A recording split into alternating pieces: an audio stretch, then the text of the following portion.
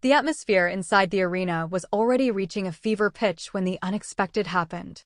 Monday Night Raw had been delivering an intense episode filled with drama, confrontations, and championship implications, but nothing could have prepared the audience for what was about to transpire. The energy in the building was palpable, with thousands of voices creating a symphony of anticipation that echoed off every wall. Little did anyone know that they were about to witness a moment that would fundamentally alter the landscape of WWE and send the wrestling world into absolute chaos. Drew McIntyre stood tall in the center of the ring, his imposing figure commanding attention as he always does. The Scottish Warrior had been on an absolute tear in recent weeks, cutting promos that combined his natural charisma with an edge of desperation and determination that made every word feel significant. His journey back to the top of WWE had been filled with obstacles, setbacks, and near misses that would have broken lesser men. But Drew has never been a lesser man. He's a fighter, a warrior in the truest sense, someone who has clawed his way back from being released by WWE to becoming one of the company's most dependable and compelling main event stars. On this particular night, Drew was in the middle of delivering a passionate promo about his future, about his determination to reclaim what he believed was rightfully his. His thick Scottish accent rolled through the arena's sound system with authority and conviction. He spoke about sacrifice, about the years he spent rebuilding himself, about the promises he made to himself and to the fans who supported him through the darkest times. The crowd was eating it up, hanging on every word, responding with chants of support that seemed to fuel Drew's intensity even further. But there was an edge to Drew's words tonight, something beyond his usual fiery determination. He was calling people out, challenging anyone who thought they could stand in his way. He spoke about enemies he had vanquished and obstacles he had overcome. His voice grew louder, more emphatic, as he built toward what seemed like a climactic challenge to anyone in the back who wanted to step up and face the Scottish Warrior. The crowd was roaring its approval, completely invested in every syllable that left Drew's lips. Then it happened. The lights in the arena suddenly cut out, plunging the entire venue into complete and utter darkness. The crowd's reaction was immediate and explosive, a mixture of surprise, excitement, and confusion creating a wall of sound that was almost deafening. These unexpected moments are what live wrestling is all about, those instances where anything can happen and the audience genuinely doesn't know what's coming next. The darkness lasted just long enough to build unbearable tension, every second feeling like an eternity as thousands of people waited in anticipation for what would happen next. When the lights came back up, the arena absolutely exploded. Standing at the top of the entrance ramp was a figure that sent shockwaves of disbelief through the crowd and the wrestling world simultaneously. Jacob Fatu stood there in all his intimidating glory, his muscular frame looking even more imposing under the bright lights of Monday Night Raw. The Samoan werewolf had arrived, and his presence immediately changed everything about the night, about WWE's future, about the entire landscape of professional wrestling. The reaction from the crowd was unlike anything heard in recent memory. It was a combination of shocked gasps, explosive cheers, and the kind of sustained roar that only emerges when something truly monumental happens. Fans jumped to their feet, their phones immediately raised to capture this historic moment, understanding instinctively that they were witnessing something they would talk about for years to come. The energy in the building shifted instantaneously from excited anticipation to absolute pandemonium. Jacob Fatu's appearance was everything you would expect from one of the most talked-about wrestlers in the world finally arriving on WWE's biggest stage. He wore his traditional Samoan warrior attire, updated with elements that made it clear this was a new chapter, a new evolution of the character that had dominated the independent wrestling scene and other promotions for years. His face was set in an expression of focused intensity, his eyes locked directly on Drew McIntyre in the ring. There was no smile, no playing to the crowd, no acknowledgement of the historic nature of this moment. This was all business, all focused aggression aimed at one target. Drew McIntyre's reaction in the ring was perfect. The Scottish warrior's expression shifted from confusion during the darkness to shock when the lights revealed who was standing on the ramp. For just a moment, genuine surprise crossed his features before it hardened into the warrior's resolve that has defined his career. Drew dropped his microphone, the sound of it hitting the canvas echoing through the arena, and immediately positioned himself for a fight. His hands came up, his stance widened, every muscle in his body tensing in preparation for the confrontation that seemed inevitable. Jacob Fatu didn't rush down the ramp like so many wrestlers do during their surprise appearances. Instead, he moved with deliberate purpose, each step measured and meaningful. This wasn't about getting to the ring quickly. This was about making a statement with every movement. The walk down the ramp seemed to take forever, the tension building with each second, the crowd's volume somehow increasing even more as Fatu drew closer to the ring. The Samoan werewolf's eyes never left Drew McIntyre, maintaining eye contact that spoke volumes about his intentions and his confidence. The commentators at ringside were losing their minds, as they should have been. Their voices overlapped as they tried to process what was happening, provide context for viewers at home, and convey the magnitude of this moment. They reminded everyone watching about Jacob Fatu's incredible reputation, his dominance in other promotions, the rumors and speculation about him potentially coming to WWE, and what his presence could mean for the entire roster. Their genuine excitement and surprise added another layer to the moment, making it feel even more significant and real. As Fatu reached the ring apron, the camera caught a close-up of his face, showing the intensity in his eyes and the slight curl of his lip that suggested barely contained aggression. He placed one hand on the ring apron, then another, pulling himself up with fluid athleticism that seemed to defy his powerful build. Jacob Fatu is a unique combination of size, strength, and agility, capable of moving like someone much smaller, while possessing devastating power. This combination has made him one of the most feared competitors in wrestling, and now that reputation was about to be tested on WWE's biggest platform. Drew McIntyre didn't back down or show any fear. The Scottish warrior stepped forward, actually moving toward Fatu rather than away from him, showing the kind of courage and fighting spirit that has made him a fan favorite. Drew was talking, his mouth moving as he apparently issued his own challenge to the new arrival, though the crowd noise was too loud for his words to be heard. His body language was clear, though. He was ready for whatever was about to happen, ready to defend his ring and his reputation against this unexpected intruder. Fatu stepped through the ropes, his massive frame filling the space as he entered the ring. For a moment, the two men stood across from each other, separated by perhaps 10 feet of canvas, both warriors sizing each other up. Both understanding that what happened in the next few seconds would set the tone for a rivalry that could define both their futures in WWE. The electricity in the arena was so thick you could almost see it, every person in attendance and watching at home on the edge of their seats, waiting for the explosion that seemed inevitable. Then it happened with shocking speed and violence.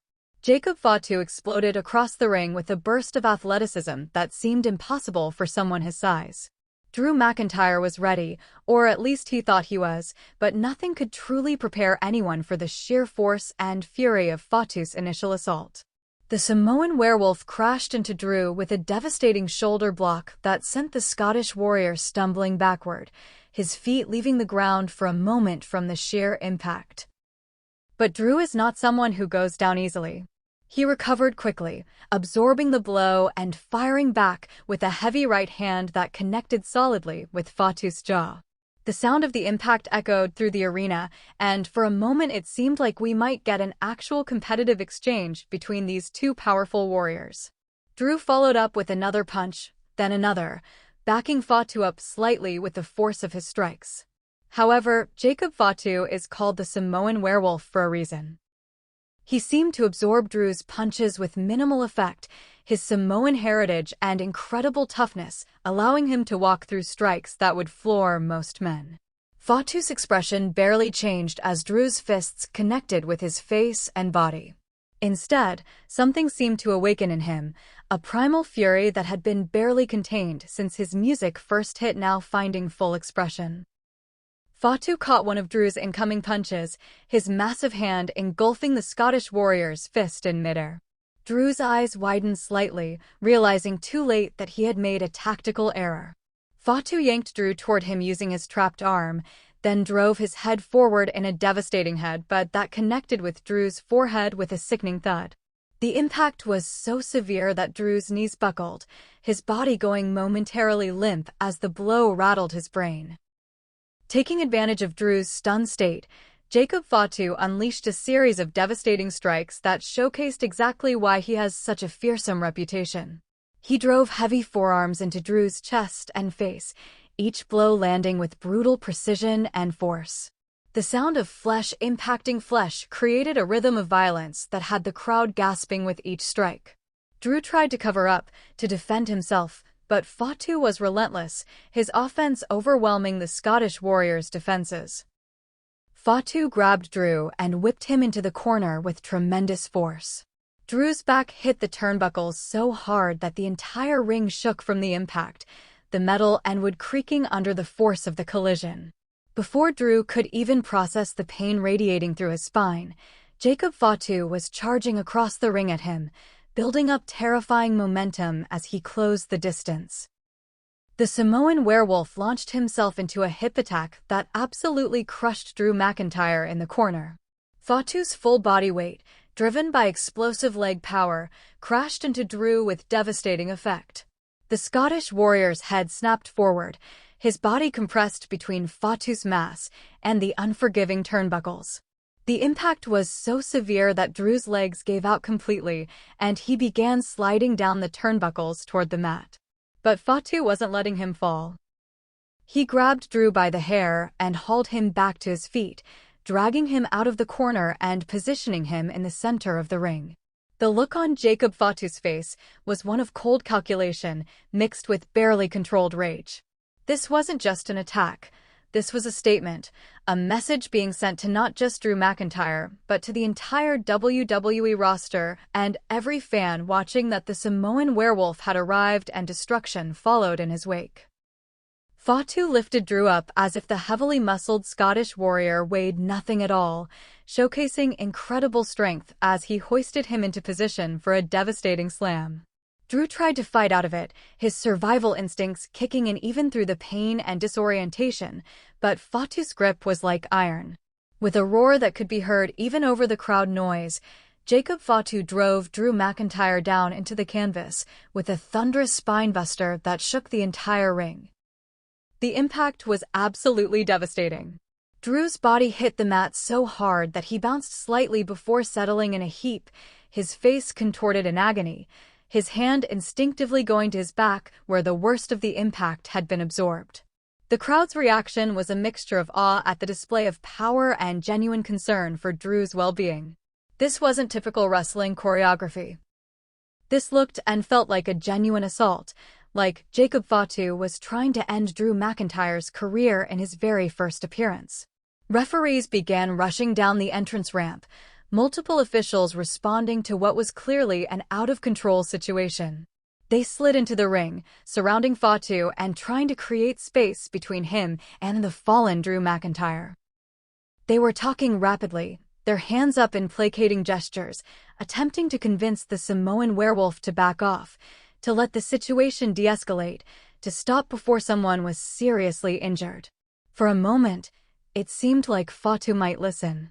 He took a step back, his chest heaving with exertion and adrenaline, his eyes still locked on Drew's prone form. The referees positioned themselves between the two competitors, creating a human barrier. They were checking on Drew, asking if he was okay, trying to assess whether he needed medical attention. The Scottish warrior was stirring, attempting to push himself up to his hands and knees, his warrior spirit refusing to let him stay down despite the punishment he had absorbed. But then, in a moment that would be replayed thousands of times on social media and wrestling shows for weeks to come, Jacob Fatu made his decision. The referee's attempt at creating a buffer meant nothing to him. He pushed through them like they weren't even there, his focus entirely on finishing what he had started. The officials tried to grab him, to hold him back, but it was like trying to restrain a freight train with their bare hands. Fatu grabbed one of the referees and actually shoved him aside, sending the smaller man stumbling into the ropes. Another referee tried to physically block him, putting his hands on Fatu's chest, but the Samoan werewolf simply walked through him, pushing him down to the mat without even breaking stride. The message was clear: nothing and nobody was going to stop him from completing his assault on Drew McIntyre. Drew had made it to one knee, his head still bowed, trying to shake off the effects of the spinebuster and regain his bearings. He looked up just in time to see Jacob Fatu bearing down on him again, and there was a moment where you could see the realization cross Drew's features. He was in serious trouble, and there was nothing he could do about it. Fatu's next move was perhaps the most devastating yet. He grabbed Drew's head, pulling him up to a standing position, then tucked his own head under Drew's arm. In one smooth, powerful motion, Jacob Fatu lifted the Scottish warrior straight up into the air, holding him in a vertical position that showcased incredible core strength and balance. Drew was completely inverted, his feet pointing toward the ceiling, his body entirely at Fatu's mercy. The crowd held its collective breath, knowing what was coming but almost unable to believe it was happening. Jacob Fatu held Drew suspended in the air for what felt like an eternity, letting gravity pull blood toward Drew's head, letting the anticipation build to unbearable levels. Then, with explosive force, Fatu sat out and drove Drew McIntyre's head and shoulders into the canvas with a devastating piledriver that made the entire ring shake. The impact was catastrophic. Drew's body went completely limp upon contact with the mat, his limbs spreading out in a way that suggested he was knocked unconscious or very close to it. The crowd's reaction was a mixture of shocked gasps and horrified silence, with some fans actually looking away, unable to watch the continued brutalization of one of their favorite wrestlers. The move was executed with such force and precision that there was no question about Fatu's intentions. This was meant to injure, to incapacitate, to send the strongest possible message. More officials and backstage personnel began flooding into the ring now, understanding that the situation had escalated beyond anything they had anticipated. Wrestlers from the locker room started appearing on the entrance ramp, drawn by the commotion and the understanding that something significant was happening. Some looked concerned, others looked excited, all recognized that they were witnessing a watershed moment in WWE history. Jacob Fatu stood over Drew McIntyre's motionless body, his chest heaving, sweat dripping from his face, his expression one of cold satisfaction. He raised his arms slowly, not in celebration, but in a gesture of dominance, of ownership, of making clear that he had just made one of WWE's top stars look helpless. The image was powerful and disturbing, the Samoan werewolf standing tall while Drew McIntyre lay devastated at his feet. Medical personnel rushed into the ring with their equipment, immediately attending to Drew, checking his vital signs, stabilizing his neck and head with the kind of practiced urgency that suggested genuine concern. They called for a stretcher, their professional demeanor adding a layer of realism to the situation that made it feel less like sports entertainment and more like an actual medical emergency. The crowd watched in tense silence as the medical team worked, all the earlier excitement replaced by genuine worry for Drew's well-being. Jacob Fatu finally exited the ring, but he moved with the same deliberate, unhurried pace he had shown during his entrance. There was no rush, no concern about retribution, no fear of consequences. He walked up the entrance ramp with his head high, occasionally glancing back at the chaos in the ring with an expression that might have been satisfaction.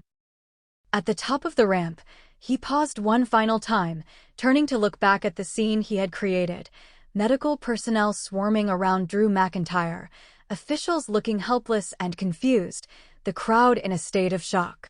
The commentators were beside themselves, their voices cracking with emotion as they tried to make sense of what had just transpired. They ran through Fatu's background, explaining to viewers who might not be familiar with his work exactly who had just arrived and why this was such a significant moment. They speculated about what had motivated this attack, whether there was history between Fatu and McIntyre, what this meant for the future of WWE programming. Their genuine shock and excitement added authenticity to the moment, making it clear that this wasn't just another scripted segment, but something that felt spontaneous and real. As the show cut to commercial break, the final image was of Drew McIntyre being carefully loaded onto a stretcher, his body still not moving much, medical personnel continuing to work on him with serious expressions on their faces. It was a jarring, uncomfortable image that effectively conveyed the severity of what had just occurred. This wasn't the kind of attack that gets shrugged off or forgotten by the next week. This was the kind of moment that changes trajectories, that starts feuds, that becomes part of wrestling lore. Social media absolutely exploded in the minutes following the attack. Wrestling fans around the world were simultaneously celebrating Jacob Fatu's arrival and expressing shock at the brutality of his debut. Clips of the attack were shared thousands of times within minutes, each replay making the violence look even more severe.